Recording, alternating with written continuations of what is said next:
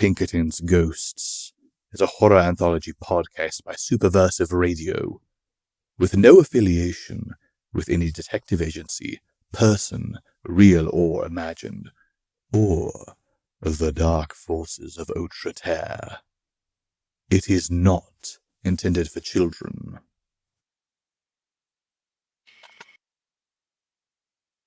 Two weeks after I got out of the hospital, I called Violet and asked if she wanted to go with me to a fancy restaurant. Truth is, our relationship had taken a bit of a sour turn, and I know that having a monster sicked on her did a number on her state of mind. I was happy that she readily agreed. The restaurant was nice, but it was definitely on the low end of high end, if you get my meaning. It was new, and some of the reviews I looked up of it said it was a rising star in the culinary world. Le fromage flou. No clue what it means. Just one Michelin star, but supposedly it was a matter of time before it got all three. And after the ordeal Violet and I went through, I figured I owed her a bit. We arrived at around 6 p.m. The first sign of something unusual is that the building was almost completely empty. A host stood up front looking off into the distance as if he was distracted. He wore a little beret. I had to tap on the small bell on his podium to get his attention. Oui, monsieur. This is Sean Russo. I have reservations here for myself and Violet Hunter. The man didn't even look at the guest list in front of him. Yes, of course. Right this way. I looked around curiously as we were brought to our table. Something was off about the restaurant, but Violet spoke up before I did. Is there anyone else here? A waiter had come up to our table. He wore thick glasses and had a small beret perched on top of his head. You picked an unusual time and date, monsieur and mademoiselle. This is, of course, a prestigious restaurant, but this is before the hour of our usual class of diners, and it is not on one of the busier days of the week. I assure you for this time, things are perfectly normal, oui? Violet was satisfied with that, but I was suspicious. Then again, what was the issue? I mean, we were the only ones here after all. I turned to the waiter. Sure, fine. We're both going to have the $30 dinner special with the red wine you were advertising. The waiter nodded. Very good. He sauntered off, leaving us alone. Violet looked, well, stunning. She wore a green dress and had a small white hat perched on top of her red hair, but neither of us were looking at each other. Not good. I decided on a direct approach. Look, I'm sorry about what happened. I didn't think you'd be affected. Violet turned and looked at me. She wasn't crying, but I could see that her eyes were red. Maybe it was the strange perfume and cooking smells in the air. It smelled like no restaurant I had been before, and maybe that was why she... Yeah, right. There was an edge to them, a hint, well hidden. Oh, well, that's great, Sean. You read the report, right? I had read the report. One of our new detectives had to spirit her away from a Wendigo who tracked her onto a train and nearly killed them both. It was not lost on me that this attack occurred before we hired any of the new detectives, who had not been working there for that long. Violet would almost certainly have died. Or worse. I pushed the thought aside. It wasn't helping.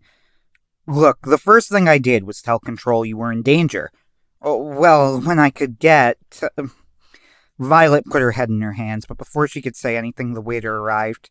Your, how you say, appetizers, monsieur and mademoiselle. Rondade de Morrow canap. He put down thin pieces of bread with some sort of white spread and cheese on top of it. I thanked him absent-mindedly, but the waiter was already gone. Whatever. I turned back to Violet. Her head was out of her hands, and she sighed. Sean, listen, I'm not mad. I know you didn't do anything wrong, and you were right about the gun. I'm sorry I argued about it. It's just... Is this what life is going to be like if I'm with you? Poor Violet. I could see the stress of it was getting to her, but I wasn't sure what to say. I thought for a moment.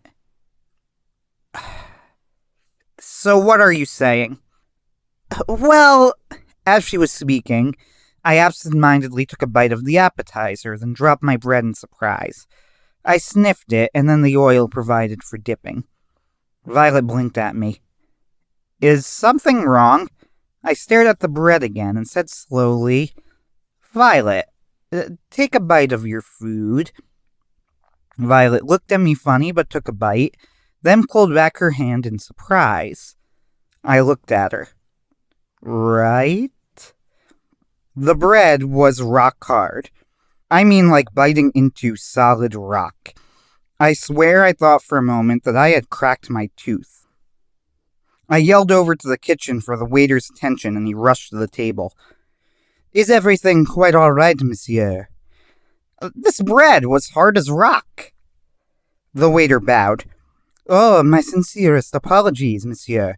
I can perhaps guess what happened. There was a, shipping issue with our ingredients. Of course, legally they are required to be stored in climate-controlled environments, but I expect that there was an issue we were not told about. Obviously, we are following up with the company. What a knowledgeable waiter. Still, I had to admit I was pretty annoyed, and glared at him. I don't expect any more issues. I don't anticipate any, monsieur. I will bring out the soup next. He walked away and I looked over at Violet. What were you saying? She sighed. I don't know. Honestly, I don't know how I feel. I decide to be manful and direct about things. Are you breaking up with me? Violet looked at me and I could see her blinking back tears. I'm being honest with you. You're an amazing person, Sean. Well, so are you. She laughed to herself. Yeah, right. You fight monsters, magicians, and travel through time. I'm nothing like that, and I don't want to be. Is this what this was about? I thought for a moment before speaking. I knew everything I said would be important. I killed a man last mission. Isn't that part of the job? No, not this time. He wasn't a threat anymore. But I killed him anyway. Because I was angry. I almost said because he threatened you, but I wasn't sure how she'd take it. Violet was studying me carefully. What are you trying to say to me, Sean? I'm trying to tell you that I killed people. And I was nearly killed myself. More than once. And this is all just last mission. But you were the first person I thought of. Every time I was in danger, you were the first person I called control about. You were the first person I asked Jack about. It's always you I'm thinking of, Violet. So...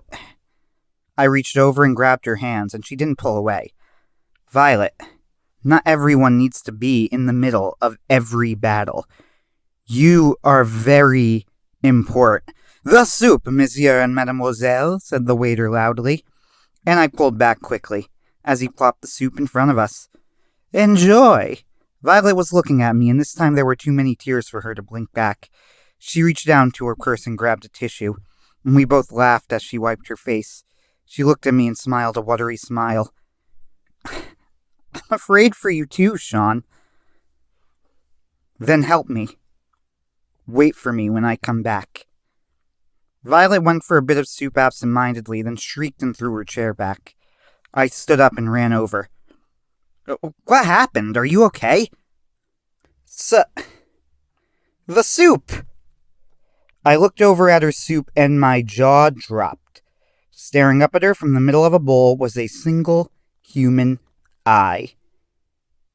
Definitely human, too. Or at least, it certainly looked it. I went into Pinkerton mode immediately and started putting together the puzzle pieces in my head, mentally kicking myself. The red flags were many and obvious. I had been sloppy. The discussion with Violet had distracted me. I looked over towards the kitchen. Nobody was coming out, so it looks like they hadn't noticed Violet's outburst. Good. I grabbed Violet's arm and pulled her in close to whisper in her ear. Listen closely. I've been sloppy. Something about this restaurant has been wrong from the start. Go to the bathroom and leave through a window if you can. Only try to leave through the front door if you absolutely have to. Text me as soon as you get outside. If you're trapped, text me twice. One right after the other. I have the phone on vibrate and I'll feel it. If I don't get a text within 10 minutes, I'll assume something went wrong. Do you understand? Nod. Violet pulled back and nodded. I waited for her to go, but she hesitated. Are you sure you're going to be okay? I pulled her in close and kissed her. She kissed me back. Thank God. As long as I know you'll be there when I'm back. Violet smiled at that and nodded and walked off towards the restroom. Sure, there was more she wanted to say, but there'd be time for that later. For now, I need to figure out what was going on here. No need to rush, though. Very casually, I sat back down, slowly withdrew my handgun from an ankle holster, and kept my finger on the trigger. Then I waited for the waiter. There was no reason for me to move right now. The goal needed to be to find out the truth behind what the hell was going on in this restaurant. Taking stupid risks would be counterproductive. The waiter walked back up to the table, and I smiled at him pleasantly. Is everything all right? Where did your, lady friend go, monsieur? I kept smiling. Oh, everything is fine. My, lady friend just used the restroom. I do have some questions, though. I kept outwardly calm, but inwardly I was tense, ready for action. The waiter simply looked confused.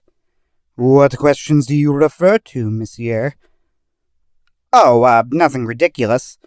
How come the food is taking so long when we're the only ones here? How did this restaurant earn a Michelin star with so few customers? Why did you give customers rock-hard bread? And, about that soup. The waiter cut me off and smiled. A very wide smile. A weirdly wide smile. He started laughing. I remained seated, but made sure my finger was on the trigger of my gun. I had been practicing my draw. So sorry, monsieur. I don't have the answers you seek, but I have some friends who might. A weird chattering sound started to fill the restaurant. I looked around, confused. There was no noise before, but now it felt like the whole restaurant was packed to the gills. What's going on? Oh, look down, monsieur, not up. Your, how you say, sidearm won't help you. I gasped and scrambled up onto the table as the waiter laughed. In my pocket, I felt my phone buzz once. No second buzz. At least Violet was safe. Me, though, not so much. Running across the floor, swarming out of the kitchen and the floorboards, and hidden cracks in the walls were rats. Hundreds and hundreds of rats. Gross bodies with human-like claw hands and slobbering snouts. Each was as large as a puppy, many as large as small bulldogs. Most were disfigured, with cuts and wounds dotting them. The smell caused me to reel. Rot and feces and dirty, wet fur all in one. I had jumped up on the table, but there was no avoiding them. They climbed on top of me, their tiny claws burrowing into my clothes and skin. On top of me! I screamed a primal scream, but there was no stopping them. One of them ran onto my head. Just one. At this point, I was lying on the table, covered in rats, petrified with fear, but a tiny, rational part of my mind found this curious. Why only one? I felt a bite on my head. Then my hair was pulled. I didn't move, paralyzed still with fear. I heard the waiter speak in the background. Well, what are you waiting for? Get up! Somewhere deep inside myself, rational part of my mind started whirring. One rat had run onto my head. The waiter was clearly expecting me to do something at that point, and the waiter himself was wearing a beret. Could it be? I decided to take a shot and raised my gun slightly, rats on my arm and all. Would have given a witty line, but a rat would have entered my mouth. I raised my head slightly and made the best shot I had ever made in my life.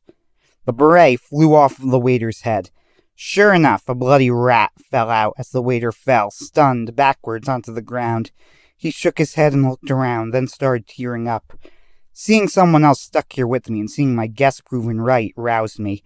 I got to my feet, throwing the rats off me, and discovered that they were, in fact, not heavy at all. It was just pure fear keeping me paralyzed. I was over it. I threw the rats off and ran over to the stunned waiter who was sitting on the floor, the dead rat in the beret next to him. The rats fell off of me, and I managed with some force of will to ignore the rats around me. Save it for the nightmares later. I pulled the waiter to his feet. "Can you move?" The waiter looked at me and burst into tears, but nodded as he did so. The rats were still coming towards us, so I turned to him. "Do you know a place the rats can't get us?" It was clear to me now what was going on, though I admit to being sketchy on the how of it. The rats controlled people somehow by biting you and pulling on your hair. I wonder what would happen if you were bald. Would they pull at the skin? I pushed the thought aside. I, of course, was wearing the Ring of Dispel, so was immune to their control. The waiter, on the other hand, had been controlled the entire time, but for how long? Through his tears, the waiter managed to shake his head no. Great. Improvisation time. I just need a short amount of time, even a few seconds, to figure out how to stop these rats. I grabbed some olive oil sitting on a table next to me and poured it on the ground around us, then pulled a lighter out of my pocket. Standard Pinkerton gear. I lit up the oil, creating a ring of fire around us. I knew I smelled cheap stuff. The rats mercifully stopped short. The fire wouldn't stop a toddler, but they still feared it. I turned to the crying waiter. "We have between 1 and 2 minutes to figure out what to do. Talk. Now." Sometimes I think I'm prepared for anything with this job. But I gotta admit, I was not prepared for what this guy said next. The man started talking in a rush, words practically climbing over each other in a frenzy. "It's the rats, you don't understand, it's the rats! The Rat King is here, he has powers, it's how they've managed to hold their own against the possums, the black magic of the Rat King. He lives here in the kitchen, and one day the rat got me. He got my head, and you can't fight it, you can't! This was all a lot to take in, but the fire was already starting to die. Okay, where's the Rat King? How do we stop him? In retrospect, it's incredible my life has reached the point that I could just accept claims like this, but I suppose I had made my choices. The man continued as if he didn't hear me. "When the rats first got to me, the first thing they told me was that I could have no family, so I killed them, yes. I killed my wife and child, and I brought them to the kitchens, and we made them into soup. Yes, soup! I killed them, I served them, they were eaten, 'cause of the king, the king!" He was sobbing at this point. I grabbed his shoulders. "Where is the Rat King?" With a shaking hand, and as the fire died, he pointed towards the kitchen. Just as the fire started to go completely, I grabbed his beret from the ground and set it on fire, then clapped it on his head. "Come on, let's go." He looked at me confused. "Go? We're killing that son of a bitch."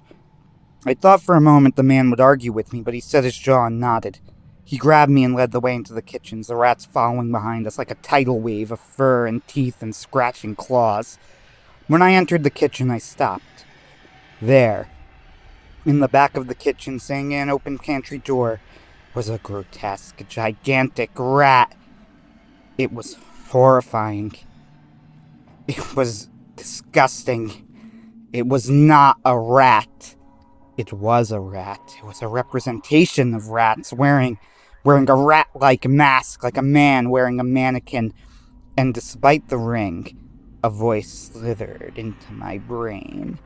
A word on the Ring of Dispel. I say it breaks all enchantments and gives the wearer the gift of Elisha, the ability to see through all illusions to true reality beyond. Technically speaking, though, neither of these are true. It's kinda like someone being super strong, and then being stepped on by a kaiju. Sure, the superhero won't die, but he's leaving a concrete angel on the impact site. Only incredibly powerful magic has ever been able to noticeably affect the ring's ability, and nothing so far has entirely overcome it. Whatever magic the Rat King had, It was beginning to slip past the ring's defenses. I shudder to think how easily I would have been overcome without it. It wasn't that the shield, which is a bad word for it, was gone. It's that the Rat King's voice cut around it. I heard the Rat King's disgusting voice. "You dare enter the lair of the Rat King, Sean Russo." With some force of will, I managed to take a step forward and raise my gun with a shaking hand. "That won't work on me, you filthy rodent." "Rodent, you call me? Ah, but no mere rodent am I. Behold, you stand in the presence of the Rat King. My hosts are innumerable. My army is inexhaustible. You eat animals, but I eat man. I am irresistible, inexorable. Lower your pathetic weapon. Take off your ring and bow to me." So he knew about the ring. I fought his voice, but my arms felt like lead, and I couldn't bring myself to pull the trigger. Felt the weight of him like I had dropped my bench press on my chest. Still, I refused to move. I stared at him deadlocked as rats climbed up my body. One started to gnaw at my ring finger, but I ignored it, fighting desperately against the Rat King's order. A scream broke the deadlock, a wild cry of anger, exhaustion, and desperation. The waiter, draped in rats, had rushed forward swinging a meat cleaver. The force of the Rat King's command must have been centered upon me. With a sickening thunk of metal on flesh, he slammed the cleaver down to the Rat King's head. Again and again he swung, screaming as he did, as rats piled upon him, collapsing on top of him, suffocating him with their grotesque bodies. The first hit broke the spell, and I fired. A cluster of bullets sent her mass into the Rat King's black heart. No doubt about it. The Rat King had died. I threw the rats on top of me off, my hand bleeding profusely, and rushed to pull out the waiter. I was too late. His body was already half eaten and his face was gone. But this time the rats scattered after the second gunshot. Whatever was organizing them had been broken. I learned the man's name later. Peter Toole. His family had disappeared a year ago, right around when he started work at the restaurant. There was only one thing left for me to do. I burnt down the restaurant, of course. I considered sending in the Rat King's corpse to the eggheads for analysis, but on reflection, I think it's better if his stinking corpse burns. There's strange magic there, and I want any trace of it out of the world. Considering an executive decision on my end. There are some loose ends here. Oh, a lot of loose ends. Anyone have any info on that possum war? And this restaurant had been around for a year. What happened to other visitors? Had any of the mind-controlling rats escaped? If so, was the control broken when the Rat King was killed? Or were they still out there somewhere? That's all for another day, though. Those are the sorts of leads that take a while to pop. As for tonight,